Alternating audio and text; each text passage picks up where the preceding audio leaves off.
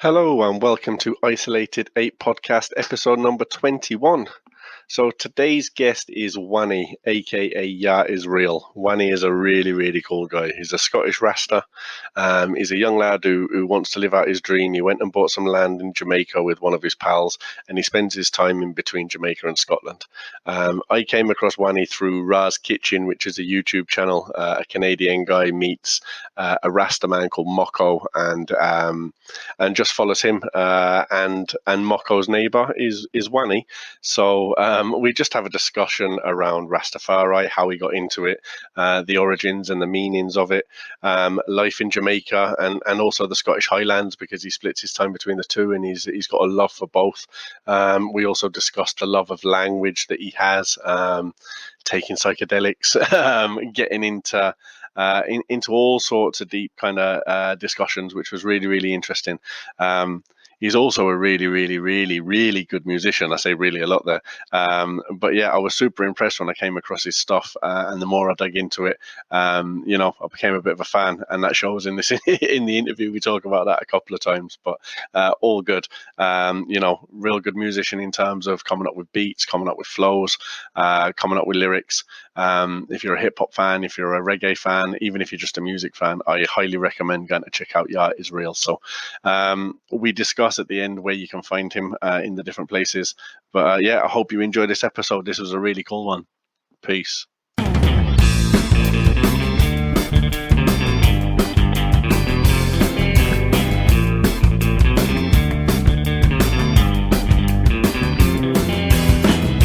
weed I smoke, it makes me choke, it makes me higher than a motherfucker. Just rolling around, keeping in with the crowd, keeping it around for people this say. And we're off, part 2. So, welcome to the show. This week's guest is Wanny. I'm going to call you Wanny. I think we'll talk about the multiple names that you have. But I would from my knowledge, you're a Scottish Rastafarian musician who is trying to live the dream of moving to Jamaica and living out there, right? Is that pretty much a very short summary of? Yeah, that's pretty accurate about what's been going on in my life. So I came across you, Wanny, through Raz Kitchen. So Raz Kitchen is a Canadian guy who visits Jamaica and meets a character called Moko, who does a bit of cooking and cooks with a lot of herb and stuff that grows from the ground, all sorts of different stuff. And you are one of the episodes was the Scottish Rastafarian neighbour of Moko, yeah, man. So that seems, it says on it that it seems 7 months ago that was released, but it seems a lot longer in my head. But it's had over 500,000 views, so it's been a popular episode. And tell me a bit more about this journey that you're on, Wanny. This is class. Well, so when me and my mate were when I was really young, when I was in high school, I come from a small village on the east coast of Scotland, and it's there's not a great African influence here. I mean, I have some friends who are got Nigerian parents and stuff, but I mean, we just kind of for whatever reason, a few of my close friends and I were really drawn towards the sort of Rastafari movement when we were 15 years old. And then by the time I was 16, I left high school and I started saving up to go to Jamaica with my good friend Ross. And we ended up, no one believed we were going to be going. We didn't get much support. My mother was actually she was one of the few people who were if you get your shit together, you can do it, kind of thing. So we saved up, and I just turned 17, and Ross had his 17th birthday at our first trip to Jamaica, and we actually were looking to go to Trinidad or something originally. We were looking at all these Rasta camps where we could just go live in the bush, and we just happened to find Moko's place. And mad. Yeah, and I mean, how was that first trip? I mean, was it everything that because obviously everyone has a kind of an image in their head of what they're going for, and then the reality hits when they get there. Kind of, what were your thoughts going, and what was the reality that hit? Well, there was a lot of it was because I mean for us as well. I mean I've got family in Florida, so like I've been to a kind of tropical climate before, but it was the first time really going to the jungle. And there was like there's all sorts of like we were really just we listened to a lot of Bob Marley, obviously, a lot of like American Rasta artists, a lot of European Rasta artists. I was very unaware of Jamaican dancehall in the modern sense, so going there, like discovering the great like Jamaican culture, I was kind of ignorant to really. I was very interested in Rastafari and where that came from, but yeah, like actually being exposed to Jamaican culture was like, whoa, you know, this is a whole thing in itself, and that was Especially on the east coast of Scotland and never seeing that. Totally. Well, that's the thing with like I've spoken about this with a few people that like Jamaicans are very tend to be very like extroverted, very confident people, but here in Britain we're very quite reserved, and we've got very different cultural characteristics. Yeah, yeah. But it was great. It was better than I could have imagined. Really, it's like it, and having gone and like lived there and stuff, like I've really like come into myself from my experiences in Jamaica, so it's been good. But it was not what I expected it to be, but it was better than what I thought it was going to be. So okay. And again, on that video, kind of 7 months ago, that it seemed to have been filmed, there was, it was still early days in terms of building your yard, right? So, what stage are you at now, and how often? When was the last time you were out there? well, that was the last time I was there when that video was shot. So that was last summer. And I've actually, Matthew that films Ras Kitchen, like I've met him loads of times on his journey, and we always talk about doing a video, but it's just that we just happened to be both in the same place at the same time that he just came across and shot. But basically like we bought our yard early 2013. Okay. And then that year in the summer we went back, and my friend Ross built his house, the small cabin, and we got the bathroom built in the kitchen. And then I was there in 2015, and it took me, so I had some incidents in my life. I actually like was moving to New Zealand with a girlfriend at one point, and was denied entry to New Zealand when I got there, and my working visa cancelled. So I lost a lot of money, and it set me back going to Jamaica, basically. Yeah. When I did get over there in 2015, I built my cabin, and the place was looking really nice. The place has gone through times of like, you know, being built up really well, but just hurricanes, like the rain, and us not being there to look after it for long periods of time, it kind of falls apart. So right now, it's pretty much at where it was in the video, but because of this video now, we've had so much interest, people sort of shouting us, people want to come and volunteer and help, and so we've started a wee GoFundMe project, and we've got like basically, you know, I have flights to go back on the 19th of June, but as you know, this whole coronavirus stuff, I will not be going anywhere. So yeah. But the plan was to go over this summer and sort of smash it and get all the work done and get people over this summer. But I guess the Most High has other plans, you know. Yes, that's unfortunate for now. That's been put on hold, but I'm sure it'll come. It only means it gives you more time to build more followers and build more people that would be interested to do that, you know. And then the kind of the gardening side of things as well. So that's obviously kind of, you know, doesn't need a whole lot of tending to. Well, obviously it needs tending to, but you've planted kind of pineapple and mango and different bits and pieces that you can, you know, that they'll all be kind of, you know, not necessarily fully harvest, but they'll be well on the way by the time you get back. So is that kind of the hope that you can be very much self-sufficient on that yard?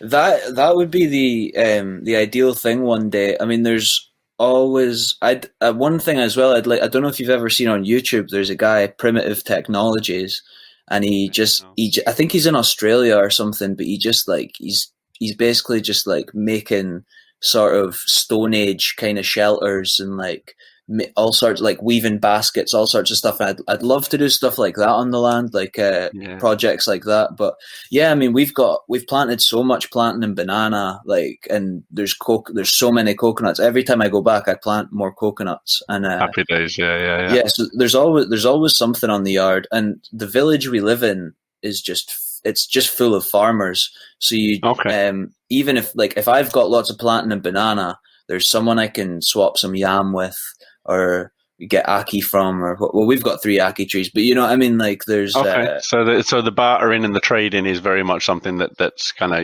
yeah, that's all there. But one of the things, I mean, I'll maybe make videos about this at some point.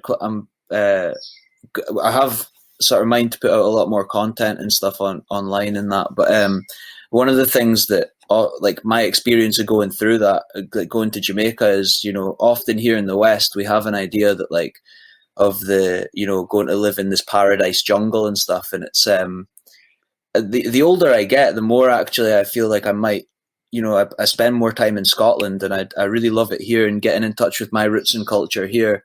Although so when I was a kid, basically I used to think I just want to go live in Jamaica and spend the rest of my days there, but the older I get, I mean, I actually quite like to go back and forth, because I love Jamaica's got such like a place in my heart, and I do want to go like constantly have a life there. But I don't know about just like running away to the jungle anymore. I'm much more embracing of the cold weather now. So yeah, and I suppose you can get the best of both worlds there, right? I mean, kind of, you can do the summers in Jamaica, and what's the seasons like there? Is it kind of opposite to us, so you could have a constant kind of summer flow, or how does that work? It's pretty. They kind of just have like rainy season and dry season. Really, it is noticeably like cooler in what we would have as the winter months, I suppose. Like it's and they definitely have rainy seasons. And on the east coast where we live, it rains a lot. Like it's pretty much a rainforest. It's really really wet there. So and what months would be rainy season over in Jamaica? Was it be the same months that we have the winter season here? I think I'm pretty sure rainy season's like June or something like that. There's like a rainy season in June. I might have just given some completely wrong information there on your podcast. But in my head, I'm just trying to process the idea of being able to spend the summers in Scotland, where you get the best of the Scottish weather, and then having time over. Yeah, I think it's definitely a doable thing. That it's because I've been over there in the winter. I actually spent Christmas one year with just me and Mako had Christmas dinner one year, and wow, it's like it was a really odd feeling, because like I'm used to like freezing cold Christmases in the northeast, and it was like eating green banana and callaloo and stuff. So. Mad. And what's Mako like? Is he as cool as he comes across? Oh yeah, man. Mako's an absolute legend. This is the thing, like, because Mako's a Rasta man, Mako's a real bushman, but Mako's also like a really, if you take the Rasta thing out of it, Mako's a very interesting human being. He's a really cool guy. I've been through a lot with Mako over the years. Like he's a total legend, and he's always. I mean, it's he's really helped us out, and like, because I think when we first went to Jamaica, we were just like, we were kids, we were like 16, 17, and we were just you hadn't bought land then, am I right? You were just going over to visit, and then thought of the idea of buying land after that trip. Is that correct?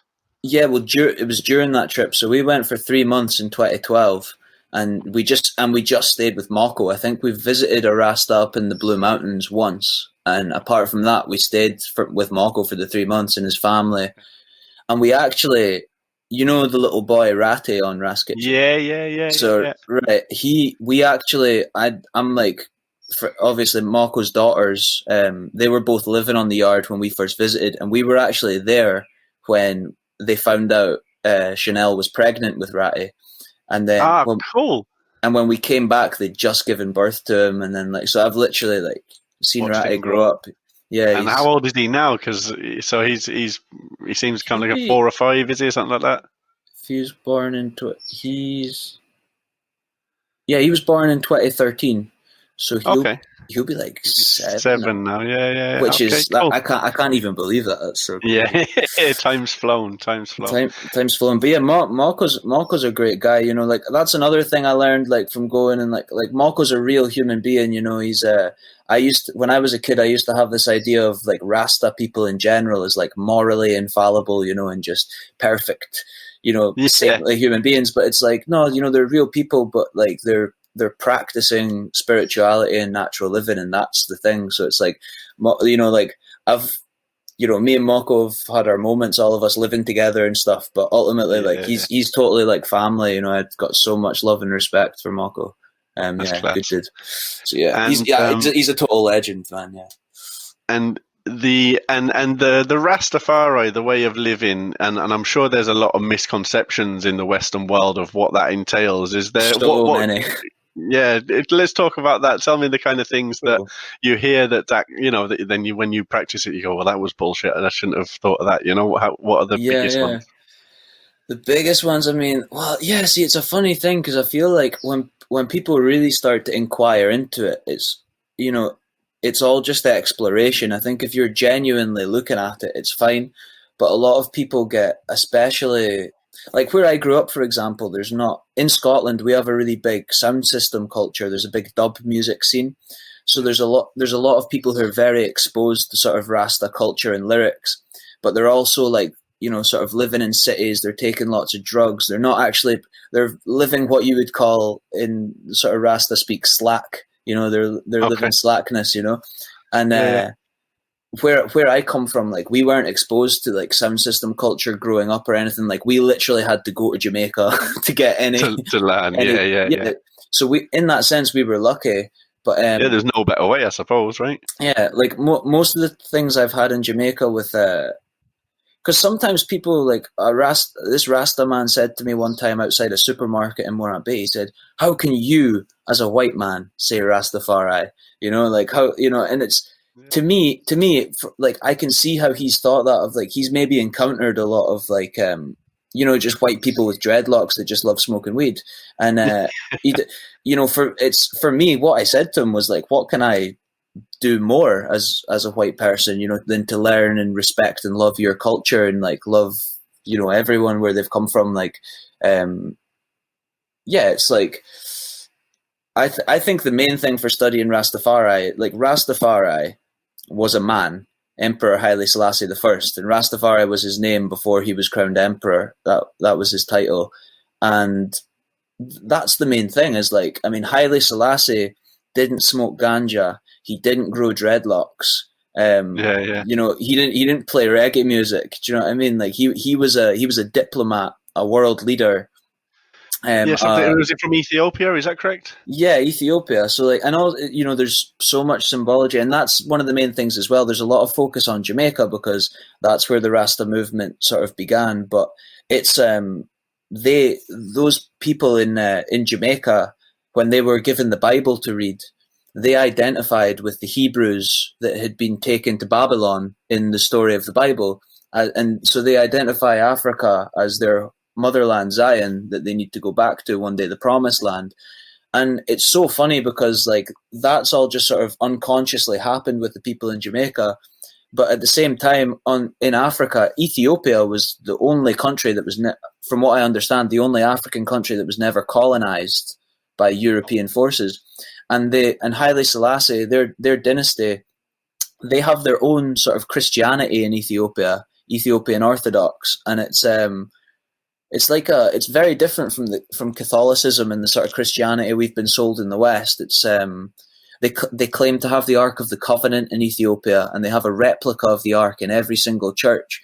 It's Judaism's much more intertwined into the thing over there, and basically Haile Selassie and his line claimed direct descent from King Solomon and the Queen of Sheba, and therefore King David. And it's like all this sort of stuff's played out in what, even if you want to look at it from a completely secular point of view, like, and I think it's a beautiful story, regardless, like, I think the whole thing's a beautiful tale of redemption, and if you want to look at it completely secularly, but personally, I think there's some, magic playing out in the world, with stuff like this. Yeah. So, yeah. And you're a very spiritual person, and obviously part of Rastafarian or Rastafari lifestyle. And where did the smoking weed come into it? Like, how does that tie into Rastafari? What's the story behind that? For me personally, that was my, like, I was just like, I come from like a little village on the East Coast where, like, in Scotland, I mean, like I don't where you're living in. You're in Ireland I'm right now. based in Ireland now, yeah, but I've lived all over the place. I've lived all over the UK as well, kind of north Okay. and south, but kind of Yorkshire and then kind of down towards the south. I lived down there for a long while, Uh-huh. and then abroad as well. Kind of, I met my Right. wife in Lanzarote, Oh, so cool. I was living in Lanzarote for 7 years, and that's where I met my wife, who's Irish. While we came back then to Cork, where I'm Okay. based now. Once we had kids, so a bit all over the place. But yeah, you a bit of a mongrel is what my mum tells me. But they make the best pets, so it's all good. Absolutely. That's what we are, man. Like, well, I'm so interested right now in sort of our history on the British Isles and our own roots and culture. That's a big thing with my music is the Pictish clan and all the Pictish stuff. Yeah, so that was something Northeast. that when I was kind of looking at your music and listening to it over the last kind of once since I looked into originally when I saw the video, on Uh-huh. Ra's Kitchen, and I probably picked up a couple of songs and was like, yeah, that's fairly good, man. That's all right. I like that. And then again yesterday I was listening through and Babylon You're Wicked was the first thing that I came across, and I was like, okay, this fella can rap. And then Alakazam is what I listened to after, and that really got me attention, and that was a very fun tune. And then I think I Am. I listened to it, and there was words that came out of that really stuck out. It was I'm a mental kid turned environmentalist, sitting on the edge of it, working on my penmanship, and I was like, hey, and I'm a big hip hop head, and I was like, man, this is dope. And then Celtic Genetics came on, and I must have sent it to about 12 people. I was like, have a look at this. I'm trying this fella tomorrow. He's got fucking bars, man. And the Pictish clan and the name of the YouTube kind of channel stuck out to me, and I was wondering what it was. And then I think there was a line in Celtic Genetics where it was saying Pictish, and we don't talk it anymore. So is it a language, or how does that work? What is Pictish? Pictish, basically, the Picts were an Iron Age people in Iron Age Britain during the same time as like the Northumbrians and the Gaels in Dalriada, and yeah, basically Pictish is a Brittonic language that they think was very similar to Welsh. So like in the northeast of concentrated in the northeast of Scotland, particularly, you have like place names with Aber in front of them, like Aberdeen, Aberlemno, Abernight, and that's actually a Brittonic, like Welsh word that means like river mouth or something. Yeah, Aberystwyth is down there, right? So yeah, so there's lots. So basically, the Picts spoke a Brittonic language, and the Celtic languages in Britain are split into Q Celtic and P Celtic. So like Irish and Scots Gaelic and Manx in the Isle of Man were all Q Celtic languages, and Welsh and like Brittonic and Pictish were all P Celtic languages. So, so they're kind of similar, but their pronunciations are like they are different languages as well. And that's hard. Like my kids do Irish here. They do Oscuelga. Man, I'm kind of picking it up as I go along, trying to learn from them. But there's a funny video we put together there a little while back, and my oldest boy, he's 9, and he comes up and goes, "Dad, do you want to help me with my Irish?" And my wife was filming because they know I'd speak zero, and I'm literally just trying to mouth the words out how they're spelt and how I would say it, and it was quite a fun experience. It was I didn't get any right, let's put it that way. Oh my god! But they're ancient. They're ancient languages. I'm actually about to start a college course in Glasgow in late August with my girlfriend, learning Scots Gaelic. Okay. So we're trying again, just Rasta things, getting back to the roots. So, but the pronunciations are crazy. Like they have less letters in the alphabet, and just certain combinations of letters make the other sounds. Okay. What's it like? Mate and va is good morning, but like what's the other one? Fesk or ma is good afternoon. So ma is good, like MATH.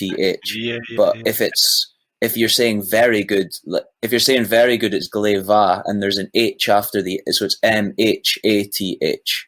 and Right. the Yeah. H after the M makes a V sound, and it's In just the name it's Niamh once over here you in learn it, Ireland as well. Yeah. That makes sense now. It's kind yeah. of, Niamh and Siobhan and things like that. There's no V's in these words, but we say the word V, do you know?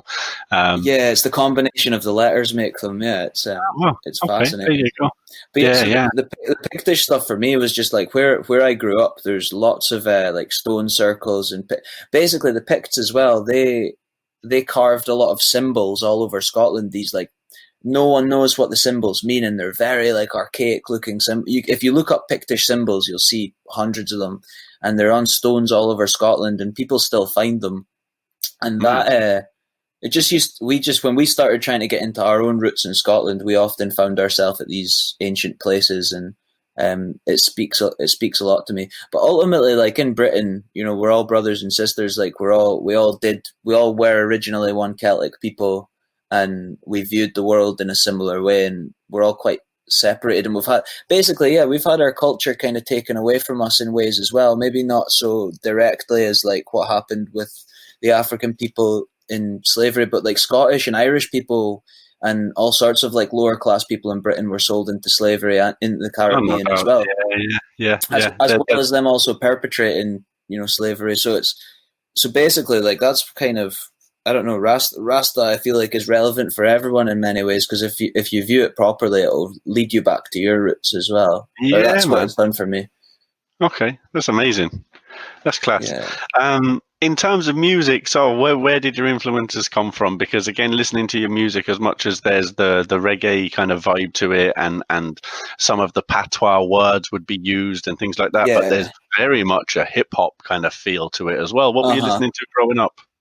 Well, look, growing up, I mean, I used to actually be obsessed with Nirvana and like grunge music and punk music when I was growing up. So I've got like a big thing of that going on. I used to play in a lot of rock bands in high school and stuff. Do you play instruments? Yeah, I play guitar. I play a little bit of keyboard and like melodica, and I'll play anything really. But I studied like guitar at college when I left high school.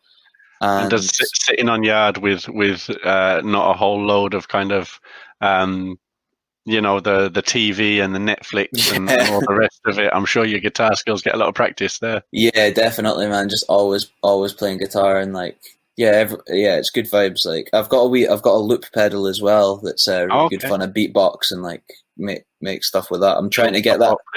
I'm trying to get that to a point I can go gig with it or go busking or something. But just if you I've done busking in the past, but I'm in Glasgow now, so it's a lot better for busking here. Okay. Of it maybe not now with coronavirus. Current climate, but in general. Okay. And then how did you start building lyrics and a lyric library as such and things like that? I guess I've always been writing. I mean, and what you were saying about the hip hop thing, I am very influenced by hip hop. I listen to a lot of rap music. I like a lot of old school stuff. I grew up obviously listening to loads of Eminem. Like when I was a little boy, used to love Eminem stuff. Like fascinating. I actually grew up, since I was 5 years old, I've been competing in poetry competitions, like traditional Scots poetry. And my mum's always kind of forced me to do that since I was quite young. So I've always had I've always written poetry and sort of played with words ever since, like as literally as long as I can remember. I sit up till like 3 a.m. writing lyrics and writing stuff. So I'm obsessed. That song I actually wrote in the cabin in Jamaica, like just sitting up late one night. And there's some great parts to that. And again, the bit that I'd kind of scribbled down and spoke about earlier, but there's plenty others and making things look effortless just real cool. I'm a lyrics man, so when I listen to hip hop, I do like a beat, but it's all lyrics for me, and there was loads of bits that I was grabbing onto and picking up on, and who would be your do you listen to anyone now that you feel that are still producing good music in terms of clever lyrics? Yeah, I think so. So like, I really love, do you know the Pro Era guys from New York, like Joey Badass? No. Okay, I know of Joey Badass, all right, yeah. I'd be more into me kind of UK hip-hop and stuff, but again, kind of growing up, I obviously... I'm nearly 40 now, mate. So I was kind of growing up on Jurassic 5 and Wu-Tang and kind of when I was a teenager and in high school, it would have been the likes of Tupac and Biggie kind of and Snoop Dogg days. So that's the kind of stuff I grew up on. But I'm all very those much artists are good. Like they're all high. They've all got their bits. They've, you know, some of them, like Snoop Dogg, Doggy Style, great album. Hasn't done a whole lot since. There's ever been impressed by. Do you know what I mean? He's a character, Jamaica, right? Did we? Yeah. Snoop Lion for a bit. Yeah. So I mean, he's just more of a character, I think, and has built a persona. Tupac's lyrics were amazing. I think as a young white lad growing up in the UK, I found it hard to massively kind of connect to because it was not my general life. But there's some really cool guys out the UK. Have you heard of Stig of the Dump? Yes, yeah. Is he Yorkshire or he's definitely north of England anyway? I believe he's from Newcastle, I think. Newcastle, okay, so real north. Yeah. He's actually a brethren. I ended up working with him. We were both working for a CBD company, and in 2018 and last year. So like I rate his music. Like he's really good lyricist. Like he did a cover of a Rod Stewart song, "Drinking Wine, Wasting Time," and he double tagged over throughout that. And that was that was probably my main introduction. It popped up on a playlist of Spotify of kind of related artists that I listened to when he came on. So I kind of I'm a big fan of Jest as a UK rapper. And another rapper that I'm a fan of is Lunacy. Do you know of Lunacy? Yeah, I've listened to a lot of his stuff. I think the way he puts words together is very clever. Punchlines for days, my missus looks at me and she's like, some of the shit you listen to, mate, is unbelievable. You're nearly 40 years of age. You want to cough on, but I can play her some Lunacy stuff and she's like, oh, that's clever. Oh, I like that. That's clever, some of the stuff that he comes out with, you can tell he sits and rewrites lyrics and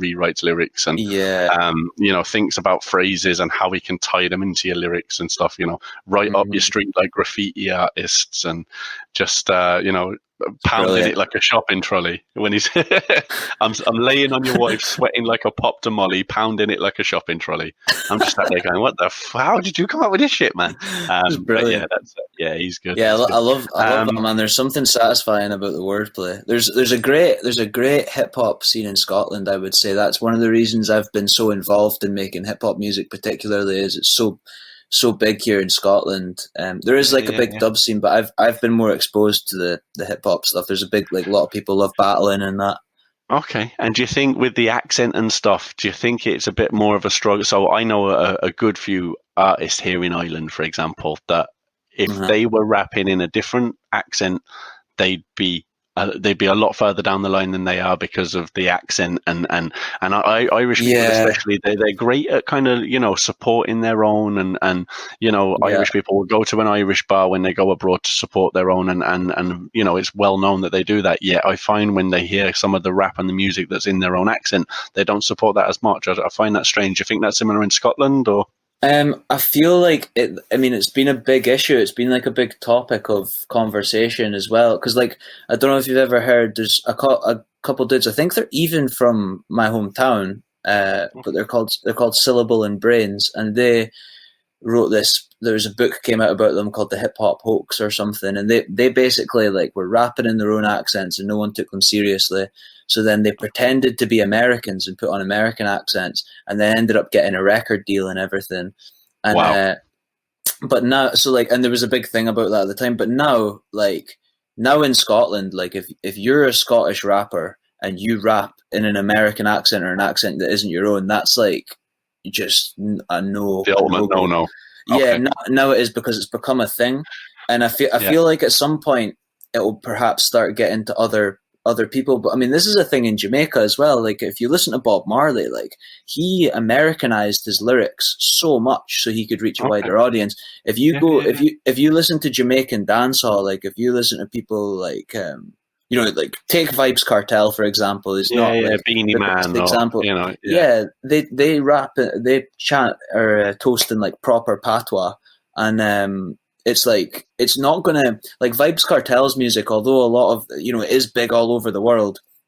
it's never going to have the same reach as like Bob Marley or something, because people need to take into context their audience. Like if you are going to sing in Scottish dialect and use Scottish local references and stuff, then it's not going to make sense to the dude in Chicago or whatever. But someone might still like it out there, but it's, you know, and then you got fellas pushing boundaries like Jerry Cinnamon. I can't sing a Jerry Cinnamon song in not a Scottish accent, do you know, because it just doesn't work, you know. And again, like she's a belter is very much a term that would be used in Scotland that's probably not used as much anywhere else. But we've all got it now, like, you know. It's totally. So it's good.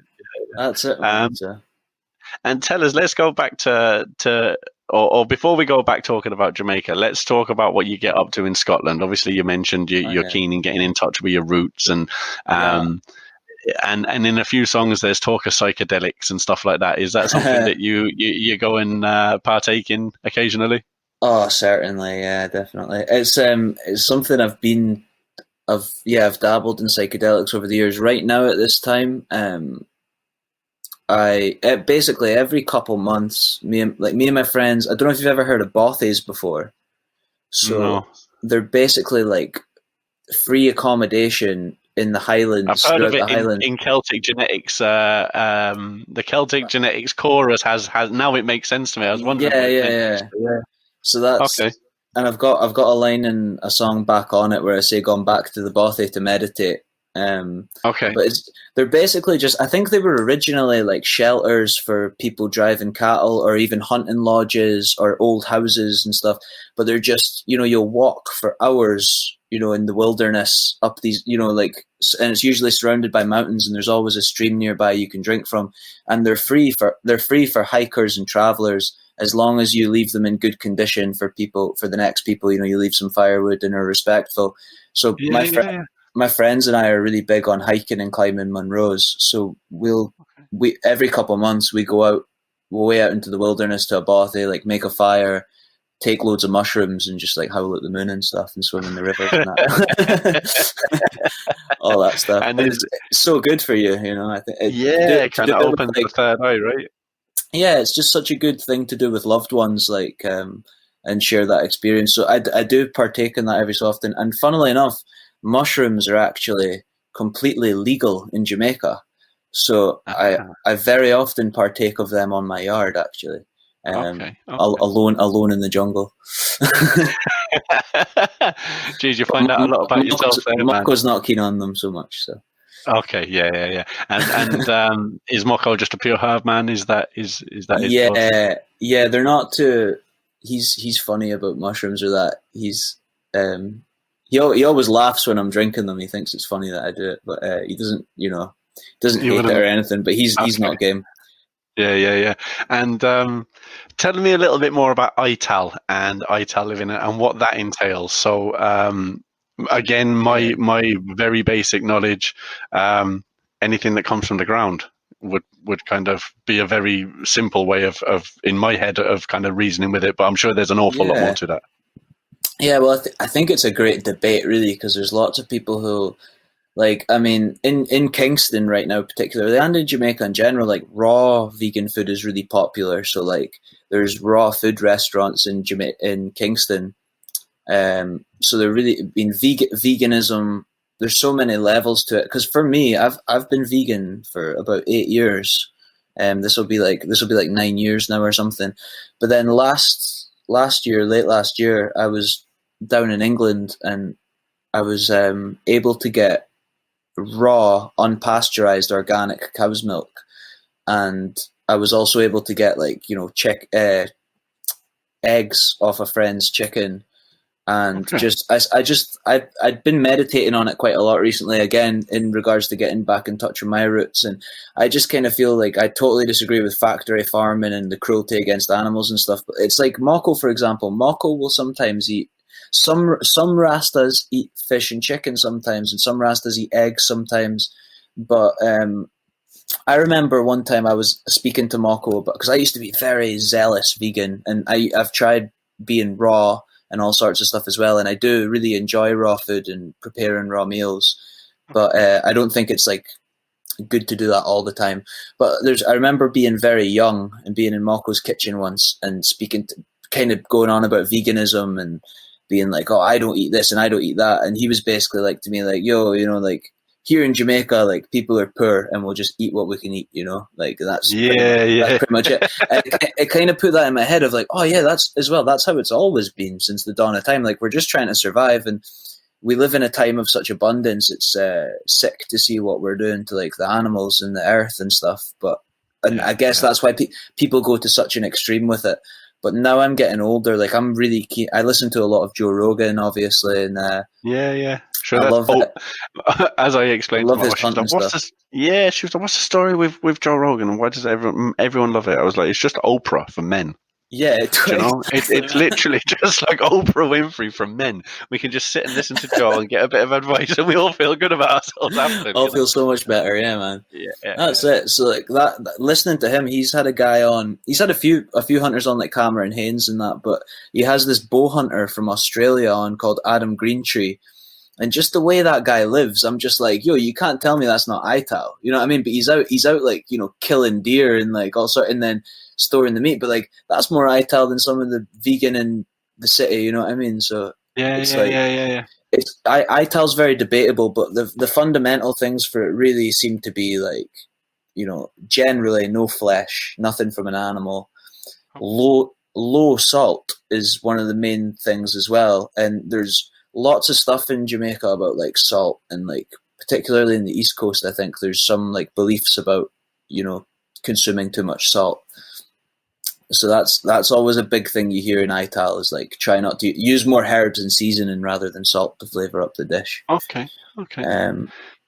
So that's pretty much. I think I asked this earlier, but I don't know if we covered it off. How does cannabis and weed tie into Jamaican culture, into Rastafari culture?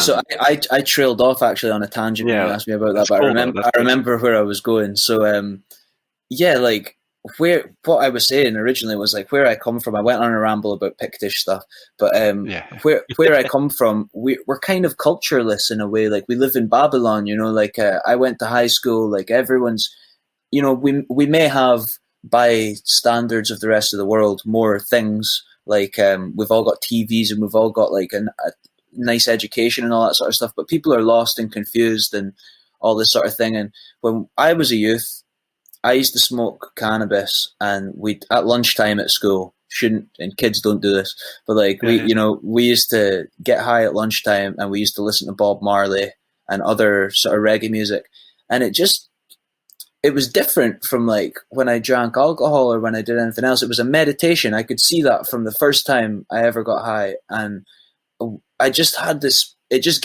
sparked all these things in me. And for me, I think that's where it is like cannabis is a plant. It's like a spiritual thing. It's meant to be a meditation and a sacrament. And it's so easy to abuse it and to like overdo it. But for me, that's where cannabis comes in. It's like, it's been my doorway into Rastafari actually. And but from a historical point of view, it ties into the Rastafari movement particularly because, and I know Rasta's a very Afrocentric sort of thing, but there's a large Hindu influence in the Rasta faith. So I think it was in the 1800s, whenever they abolished slavery in Jamaica, I think it was the 1800s, they brought like loads of indentured workers in from East India and from China. So there's like large Indian and Chinese populations in Jamaica. And it seems to me, you know, like people could argue otherwise, and maybe the cannabis came from Africa, but it seems to me that cannabis and dreadlocks and the big vegetarian diet all come from the Hindu faith, and they all come from India. Because if you think about it, I don't know if you know about the sadhus in India, they have long dreadlocks that they call jata, and they smoke loads of ganja. and also, if you think about it, in Jamaica, they call it ganja. That comes from the river Ganges in India. Yeah. And they also, there's another interesting one I've heard as well, is you maybe heard it in some old reggae songs. They call it collie weed or collie weed. I know the Collie Buds is the guy, isn't he? The white guy. Yeah. But I've heard people say that comes from the goddess of ganja, which is Kali in Hindu as well. So there's and the first Rasta, or the guy who people say was the first Rasta, Leonard Howell. And I recommend like anyone listening, like looking into Rastafari, like read about Haile Selassie, read about Leonard Howell, and read about Marcus Garvey. And like these are like three like important people to Rastafari above all. But like Leonard Howell, he actually changed his name to Gong Guru Maharaj, which loosely I think is translated as King of Kings. But that's a Hindu. That's clearly a Hindu name. Yeah. So that thought has been intertwined with Rasta for a long time, and it's become very Afrocentric, and kind of always has been Afrocentric. But I think that's what makes Jamaica such an interesting spiritual place, is like it's such a melting pot of different cultures. That's their slogan: out of many, one people. And there's Indian Jamaicans, Chinese Jamaicans, Scottish Jamaicans, Black Jamaicans, like indigenous Arawak Jamaicans. I've heard people in Jamaica say every mickle make a muckle. And that's actually from the northeast of Scotland. My granny used to say that to me growing up, Wow. So it's like there's influence from all over the world there, and I think that's what makes it such a spiritual place to so many people. Like everyone listens to reggae music and feels it, because it's like, we're all earthly. It's a hybrid of everything, right? Yeah, that's it. So, and going back to kind of lyrics and some of your lyrics and some of the stuff that you've put together, so I'd like to go over Celtic genetics, just because, again, I think with the video, the lyrics that come with it help as well for even people like I'm like I say, I'm a lyrics man, so I can pick up things quite easily because that's what I focus on. But even if you're not a lyrics person, you can, because the subtitles are there, it certainly helps. And again, it's kind of fairly self-explanatory in terms of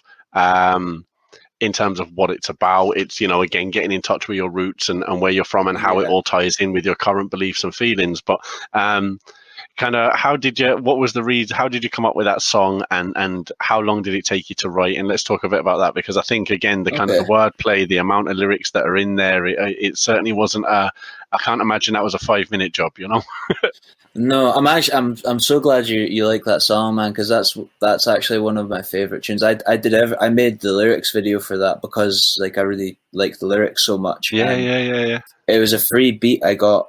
It's a producer from Indonesia called Riza Penjol, or RP Beats, and he just puts out a lot of free beats, and I really like them, so I used that. And I actually want to re-record that song. I've got a project in the distant future in works with my friend that we're going to sample a lot of like old school Scottish stuff, like ceilidh bands and bagpipes and stuff, and I'd like to redo that song but produce it very well, But yeah, basically, like, I wrote the chorus for that. Actually, I just freestyled that in my flat at the time in Dundee. That just kind of came out, and I really liked it because I wouldn't have written that. Gone back to the bothy, jam to Bob Marley, swimming in the loch with my locks out.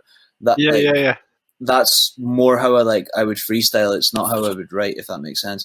Yeah. But the lyrics definitely were pieced together over a long time. The part that you just mentioned there in the chorus, where going back to the bothy, listening to Bob Marley, when I listen to that, there's a little kind of boing, boing, kind of in the beat. There's kind of a little boing at that part. And whenever I've got the headphones on, I'm turning around at the door thinking my missus is calling me while I'm out smoking. I've got kids that smoke outside. I'm sitting in the garden listening to that, smoking a joint. And then I turn around every time that boing, thinking my wife's calling me saying Nick, and I can't hear it probably with the headphones on. I know it's mad, but yeah, it's that little boing. That's so funny, where's that? Yeah. But sorry, go on. It took a while to put the lyrics together. Yeah. I think the first verse, I think I wrote that while I was studying. I studied sound engineering at university from 2017 up till like late last year, and I think I did most of that there. But it was actually I remember specifically the start of the second verse.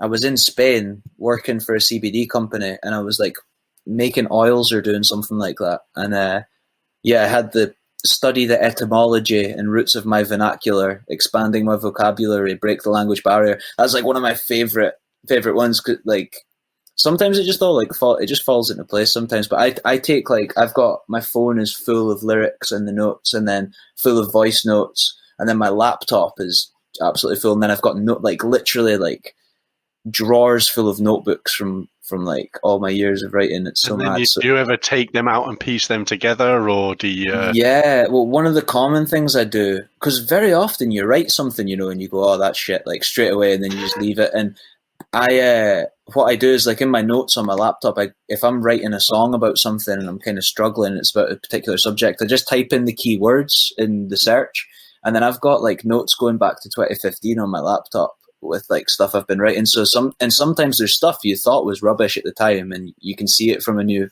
light, and you're like, oh no, that's perfect, and you bring it in. Yeah.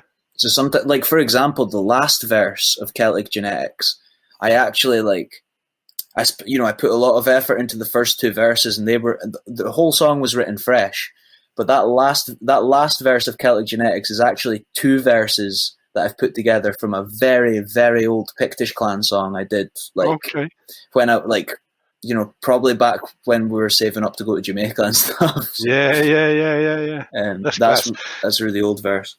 There's bits in the second verse of that that really caught my eye. It was the global local. You can hear my vocals, a dash of William Wallace and a hint of Paul Bogle. And again, like I'm not going to pretend that I knew who Paul Bogle was, but I had a little Google. I was thinking he may be a Scottish guy, but when I saw he was a Jamaican activist, I was like, well, William Wallace and Paul Bogle, there's our guy there, there's Wanny, So yeah, no, it was very, very clever. And tell us a bit about Paul Bogle. Okay, so well, basically where we live in St. Thomas on the east coast of Jamaica, and we live in a little village called Sunning Hill up in the mountains, and the nearest town to us is Morant Bay. And some of Morant Bay's like big history is centered around Paul Bogle. He led the Morant Bay Rebellion, which wasn't really that long ago. I'm not gonna try and get the date right on this, but you can look it up. If you look up the Morant Bay Rebellion, Paul Bogle was a preacher who led the Morant Bay Rebellion. They marched from, I think it was Stoney Gut, all the way to Spanish Town, which is a very, very long walk. And then basically it was over. I think it was over land reform, if I'm not mistaken. Something to do with the landowners and stuff. And basically, I think it was 500 people, including Paul Bogle, were all executed at the Morant Bay courthouse. And the courthouse is still there to this day. It's like a spooky place, But, yeah. So Paul Bogle. And Paul Bogle's like a national hero in Jamaica now, kind of vibe. I'm not sure if he's actually been recognised as a national hero. It's terrible. I don't know these facts. I really should. But yeah, man, you're spending a lot of knowledge, mate. We're okay. You're teaching us a lot, man. Safe, man, safe.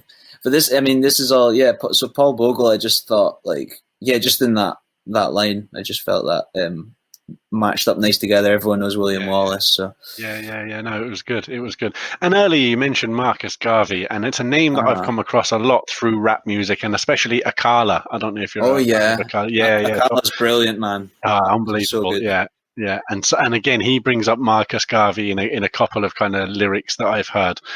Tell me a little bit more about him. It's not something that I've researched, and I probably should have, because it's a name that pops up quite a bit. Yep. Well, Marcus Garvey's kind of one a lot of people miss a little bit, and I think some people, especially if you're a white person getting into Rasta, there's certain things people talk about, like black supremacy and stuff within Rasta, and I think Marcus Garvey somehow gets mixed into that. But I've got his book, The Works and Opinions of Marcus Garvey. I think it was his wife actually that put that book together. But he was a born Jamaican, so he was a Jamaican. Okay. And he went. He ended up in New York. He traveled the world, but I think it was in the 1920s.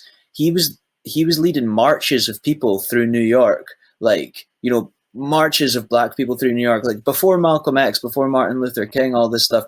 And it was supposedly Marcus Garvey who said prophetically, "Look to the east for the crowning of a black king."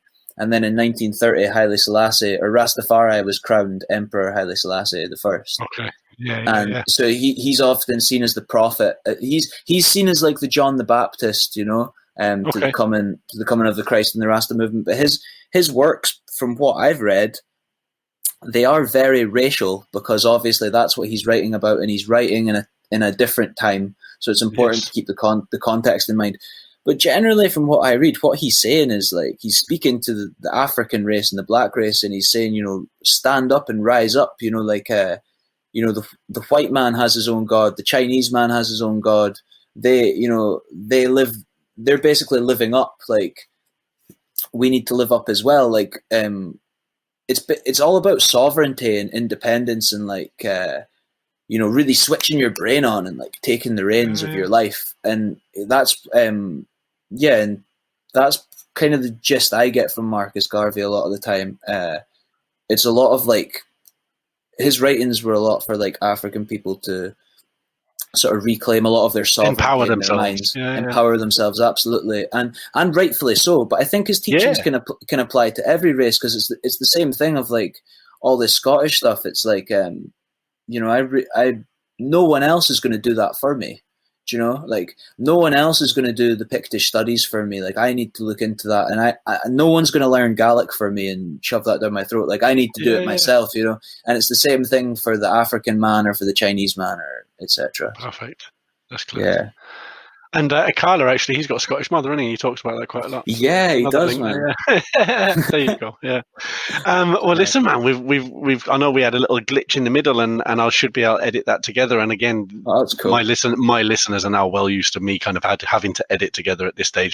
This is about my 23rd or 4th recording. I started this podcast at the start of isolation, and it's growing, and I'm enjoying it, and it's something I'm going to keep going. Man.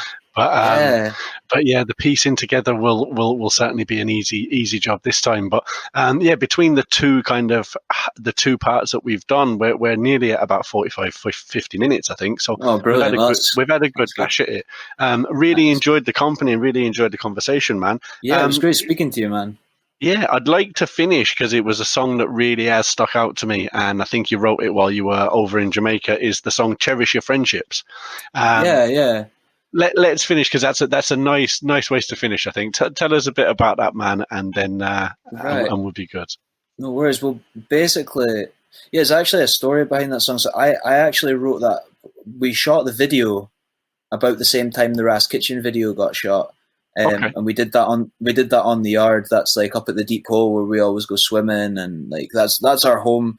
And the kind of idea behind the video was basically I wrote the song.